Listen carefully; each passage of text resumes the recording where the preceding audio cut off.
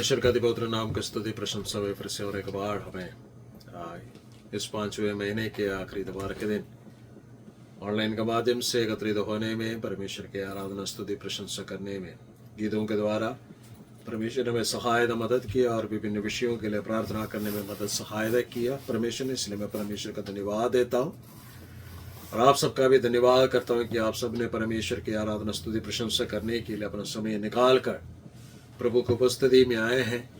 परमेश्वर के पवित्र वचन में जैसे हम गीत, परमेश्वर का सम्मुख में जैसे हम गीत गाते हैं, स्तुति आराधना ऊपर जाती है, आशीष देखो नीचे आती है। जब हम स्तुति और आराधना परमेश्वर का सम्मुख में किया है तो परमेश्वर अभी हमसे बोलने और बातचीत करने जा रहे हैं। हमारे हृदय को खोल कर परमेश्वर के उस पवित्र वाणी को सुनने का इंतजार में हम बैठे। जब हम परमेश्वर के सम्मुख में कुछ पाने की इच्छा से जब बैठते हैं तो परमेश्वर वास्तव में हमें अपनी बातों से भर देते, अपनी आशीषों से भरपूर करते हैं। जैसे कि हम भजन संगीता में पढ़ते हैं, तो अपने मुंह पसार में उसे भर दूंगा। जब हम परमेश्वर से प्रार्थना करते हैं और परमेश्वर से कुछ पाने की इच्छा में होते हैं, परमेश्वर अपने वचनों के द्वारा हमारे जीवन में बड़े बड़े आश्चर्य कर्म करते हैं।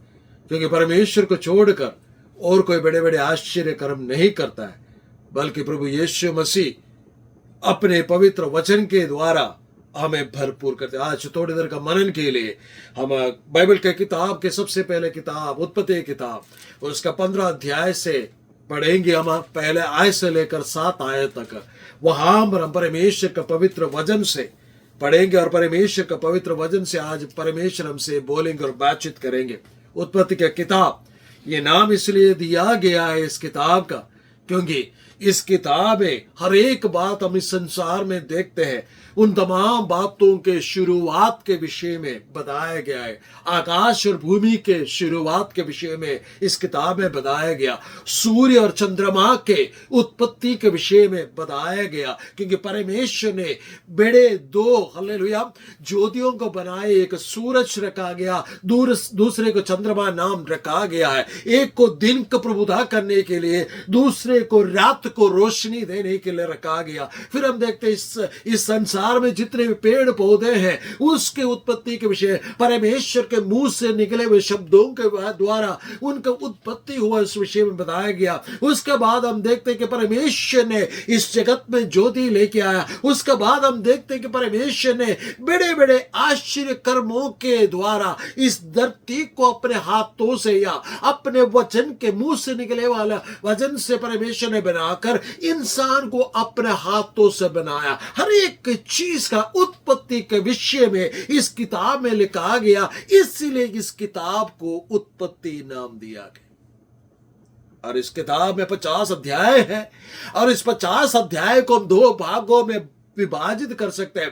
पहला भाग है पहले अध्याय से लेकर 11वें अध्याय के आखिरी आयत तक, जहां पर 4 प्रमुख घटनाओं को हम देखते हैं। सबसे पहले सृष्टि के विषय में पाते हैं। दूसरी घटना ये पाते हैं कि मनुष्य का पाप करना और परमेश्वर का महिमा से रहित होकर पतन की ओर चले जाना, उस विषय के बारे में हम देखते हैं। तीसरी मुख्य बात को हम इस वचन के अंदर से, इस पुस्तक के अंदर से, इस किताब के अंदर से हम ये पढ़ते हैं कि जहां पर परमेश्वर का आत्मा बार बार लोगों से बातचीत करने का बाद भी, वाद विवाद करने का बाद भी, वे परमेश्वर से रहित होकर पाप की रास्ता चुनने के कारण परमेश्वर के जल प्रलय के द्वारा समस्त मानव जाति को, समस्त जानवरों को मार डालते हैं, लेकिन कुछों को बचा कर रखते हैं। उसमें से नूह और उसके परिवार के ऊपर परमेश्वर के अनुग्रह आते, एक नए मानव जाति का शुरुआत परमेश्वर करवाते। और चौथा घटना, जब जल प्रलय खत्म होते हैं, नूह और उसका परिवार उस जहाज से बाहर निकलाते, परमेश्वर नूह को आशीष देकर इस प्रकार कहते, फूलो फलो सारे पृथ्वी पर फैल जाओ।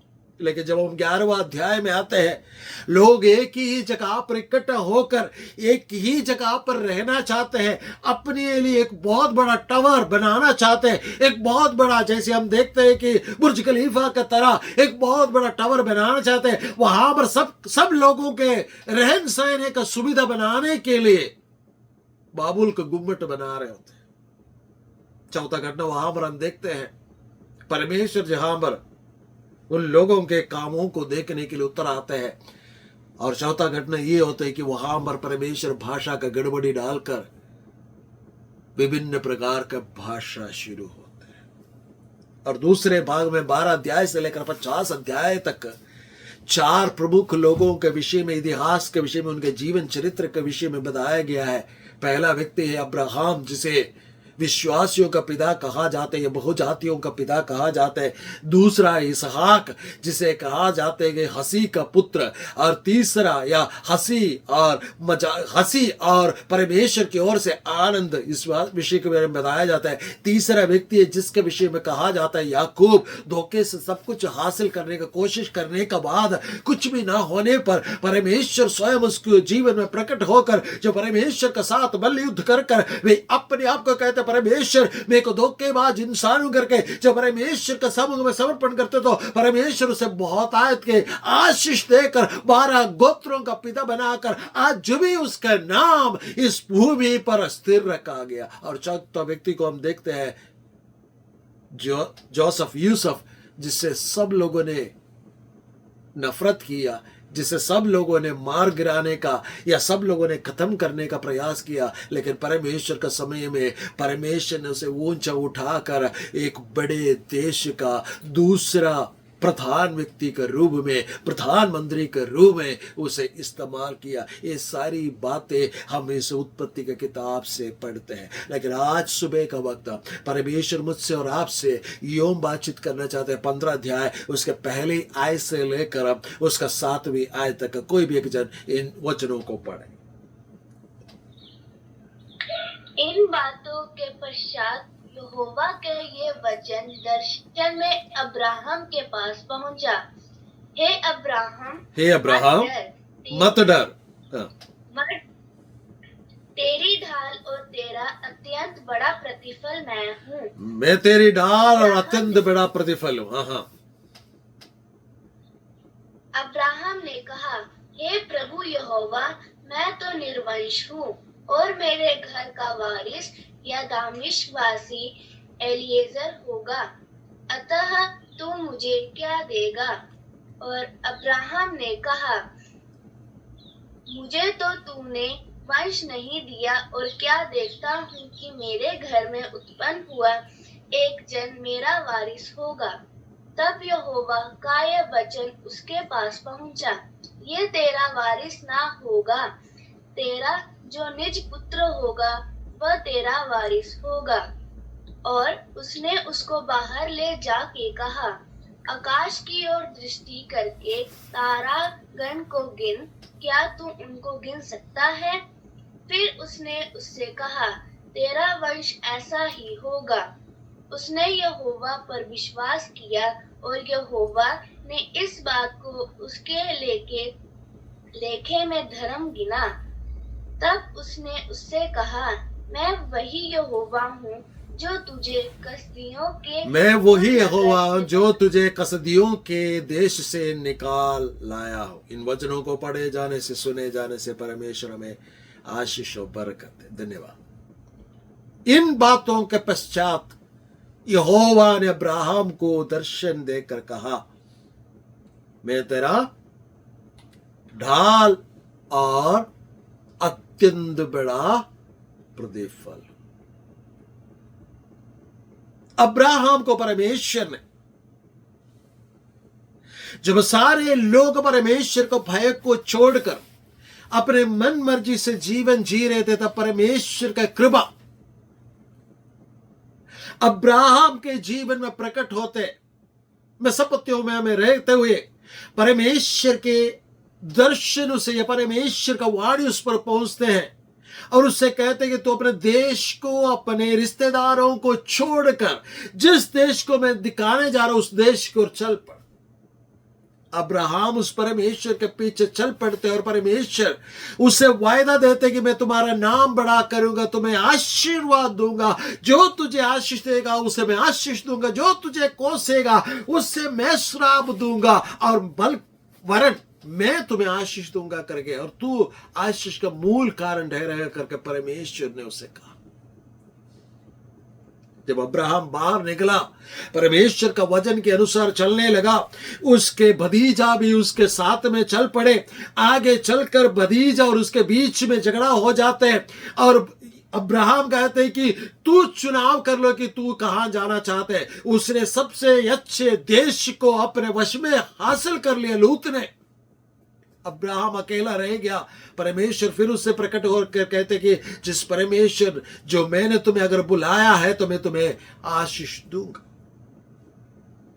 और उसे पता लगता है कि लूत और उसका परिवार बहुत बड़े संघर्ष में, परेशानी में है। उसे किसी ने लूट कर ले गया, उसके लूटपाट से उसे बचाकर चुरा कर लेके आते हैं, और शालोम का राजा मल्कीसदेक उसका भेंट करते हैं। जब वो युद्ध जीत कर, झगड़ा जीत कर आ रहे होते हैं, उससे भेंट करते हैं और उसे दशांश देते हैं और उसे आशीर्वाद देते हैं। तब अब्राहम कहते हैं मैं कुछ भी नहीं लूंगा, क्योंकि अगर तू आगे जाकर तू ये कहने पाएगा कि तूने मुझे धनी बनाया। ये सारे घटना घटते हैं। घटने के पश्चात परमेश्वर दर्शन में उसका पास आकर उससे बात करते हैं, मैं तुम्हारा ढाल और अत्यंत बड़ा प्रतिफल। क्यों परमेश्वर उसे दर्शन देकर बात करता है? क्यों ऐसा कारण हुआ? क्यों परमेश्वर ने कहा है कि मत डर? यहोवा ने क्यों कहा कि मत डर, मैं तुम्हारा ढाल हूं, मैं तुम्हारा अत्यंत बड़ा प्रतिफल हूं। परमेश्वर का वचन सुनकर अब्राहम बाहर निकल आया, परमेश्वर का वचन के अनुसार चलने का प्रयास किया। लोगों के सामने छाती ठोकर उसने ये कहा कि मेरा परमेश्वर मेरे तमाम जरूरतों को पूरा करता है, तुम में से कोई भी मुझे धनी बनाया करके तुम बोल नहीं सकते हो। ऐसे मौकों का सामने उसने किया। संघर्षों को अकेला झेला है।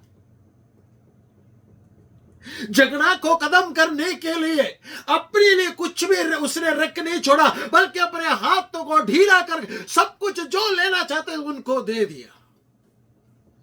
लेकिन 15वां अध्याय में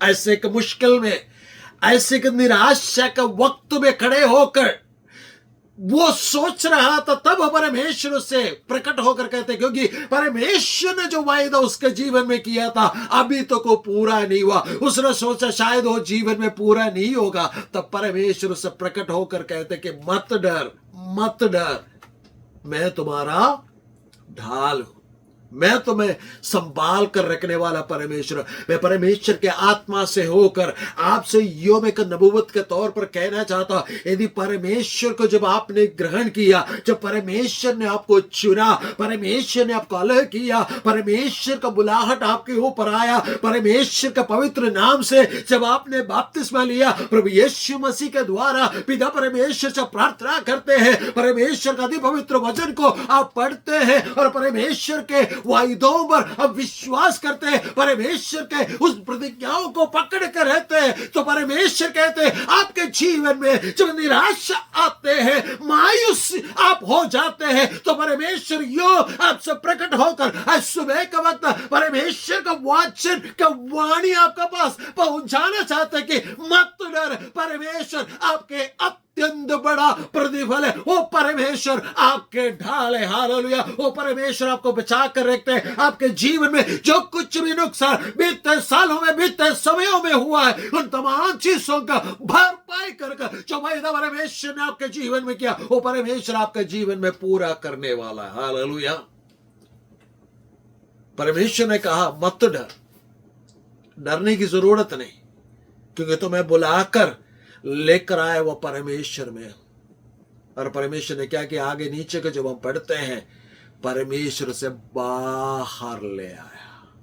परमेश्वर का पवित्र वचन में लिखा है कि परमेश्वर उसे बाहर ले आया और कहा कि आसमान की ओर देख और इन ताराओं को गिन सकते थे, गिन लो, मैं वैसा ही तुझे आशीष देने वाला। मैं आपसे परमेश्वर की आत्मा से होकर कहना चाहता हूँ, परमेश्वर चाहते हैं कि आप अपने निराशा से, आप अपने मायूसी से बाहर निकल आए, परमेश्वर के उन वायदों को ऊपर अपने आंखें खोल कर देखे। इसीलिए इब्रानी को पत्र लिखने वाला इस प्रकार कहते हैं 12 अध्याय में, हम अपनी नजरें परमेश्वर की ओर लगा कर रखे जो हमारे विश्वास का कर्ता और सिद्ध करने वाला परमेश्वर है। 13वें अध्याय में इस प्रकार लिखा गया कि हमारा प्रभु यीशु मसीह कल, आज और युगानुयुग एक सा है। अगर बीते कल में प्रभु यीशु मसीह ने कोई काम हमारे जीवन के लिए किया है तो आज भी वो करने के लिए सक्षम है, वो कल भी वैसा ही काम करेंगे। मेरा परमेश्वर समय के हालेलुया उस बंधन में नहीं रहते। मेरा परमेश्वर